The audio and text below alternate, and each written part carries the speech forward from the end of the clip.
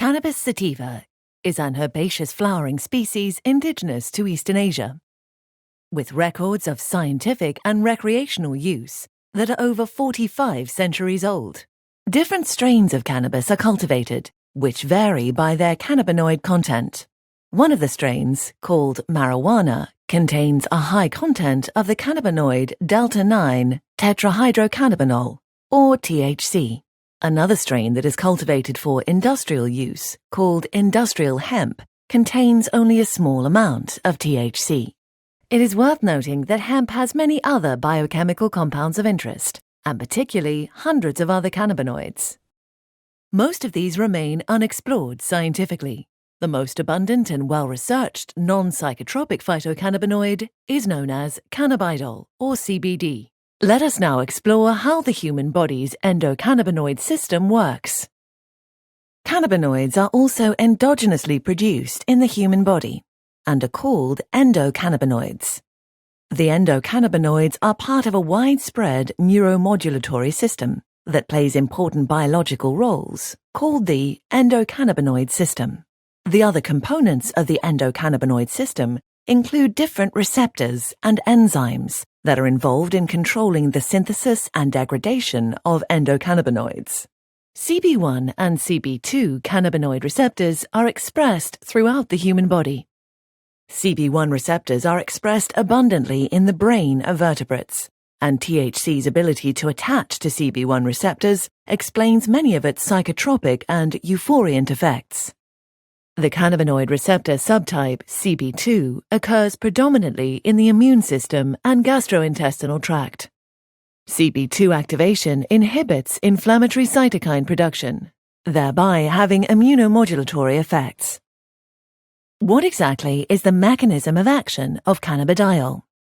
CBD may appear structurally like another phytocannabinoid, THC, at first glance, except for the broken ring, which enables CBD to bend in 3 dimensions while THC remains flat. This difference explains why CBD lacks euphoriant or psychotropic properties, because it cannot bind to a site the way THC binds. Cannabidiol, or CBD, increases levels of the endocannabinoid anandamide by inhibiting its reuptake and degradation. By modulating the enzyme fatty acid amide hydrolase, or FAAH. As a result, more anandamide is available to activate presynaptic cannabinoid receptors, thereby exerting, for example, immunomodulating effects through the CB2 receptors.